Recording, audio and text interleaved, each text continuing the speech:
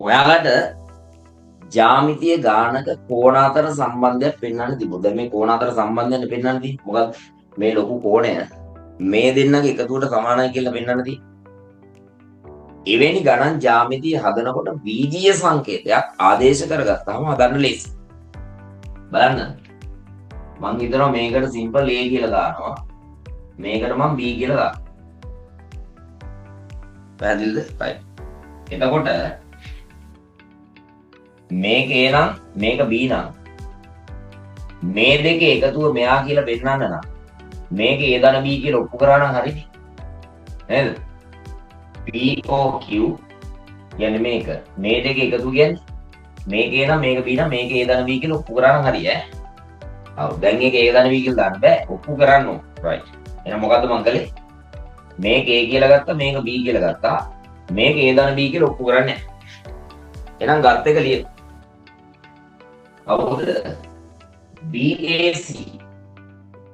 BAC කෝණය සමානයි simple A ද ඊට පස්සේ ACD සමානයි B ද යයි ගනිමු. හරිද? මෙයා A කියලා ගත්තා මෙයා B කියලා ගත්තා. දැන් මම ඔප්පු කරන්න යන්නේ මෙයා A ධන B කියලා. බලමු.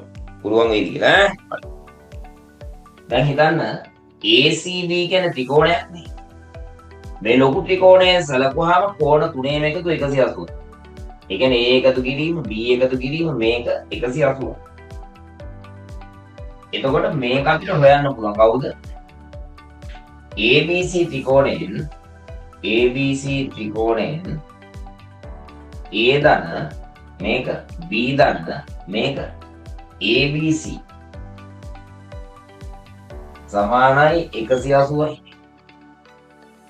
ඔතනින් මට මෙයා හොයාගන්න පුළුවන්.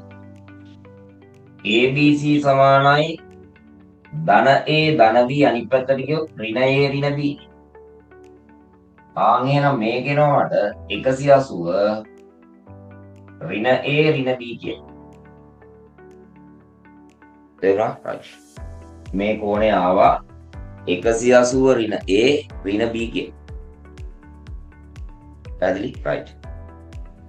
දැන් මෙතන තියෙනවා චතුරස්‍රයක් POQB කියන්නේ චතුරස්‍රයක්. ඒක පේන හම්බන්න මේක මට ආවා 180 ඍණ A ඍණ B කියලා මේ. right. දැන් ඔයාලට පේනවා මෙතන චතුරස්‍රයක් තියෙනවා POQB කියන්නේ චතුරස්‍රයක්. චතුරස්‍රයක අභ්‍යන්තර කෝණවල ඓක්‍ය අංශක 360යි. එහෙනම් POQB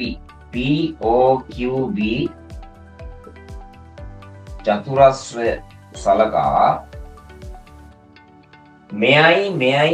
මෙයයි එකතු කළොත් අපිට එන්න ඕනේ කෝණ හතරේ එකතුව 360ක්. මෙයා කවුද? POQ. එතකොට POQ කෝණයට එකතු වෙන්නට ඕනේ මෙයා 90යි මෙයා 90යි.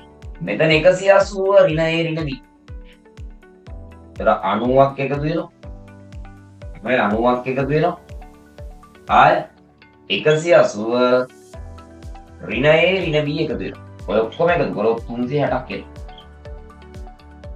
හරිනේ? හරි. තේරුණානේ? මේකයි ඔක්කොම එකතු කරලා 360යි.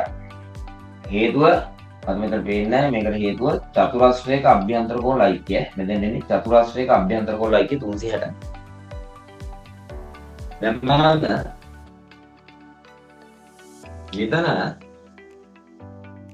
අමුම ඒවා දෙකයි 180යි.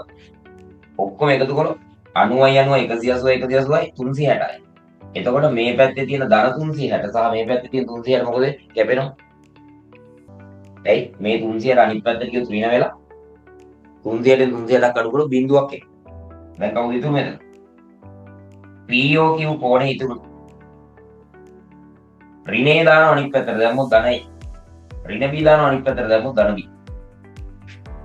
දැන් POQ කෝණය සමානයි මෙන්න A තියෙන. A වෙනුවට ආදේශ කරන කවුද? BAC. මේ B තියෙන. B වෙනුවට ආදේශ කර කවුද? ACB. ඔප්පු කරන්න තියෙන ඕකනේ. තේරුණා? රයිට්. ඔව්. දැන් මම මැසේජ් වහලා දෙන්නේ එන්දා වැඩේ තේරෙන්නේ නැති කියලා හිතනවා. ලියද? ඉතින් බලන්න මේ ගාන හදන්න මම තනිකර පාවිච්චි කළේ මොකක්ද? මේ කෝණය මේ දෙක එකතුවට සමානයි කියලා ඔප්පු කරගන්න මම ගාන ලේසි කරගන්න කරපු දේ තමයි මෙයානේ මෙයා මේ දෙක එකතුවට සමාන නිසා මේකට A දැම්මා මේකට B දැම්මා අපි ඔප්පු කළා මේක A ධන B කියලා. ඊට පස්සේ A ධන B ට ආදේශ කළා. පැහැදිලි? right. clear. ඒක ගණන් වල උපක්‍රමයක් ඈ. කෝණ අතර සම්බන්ධතා පෙන්වන්න සංකේතයක් දාන්න.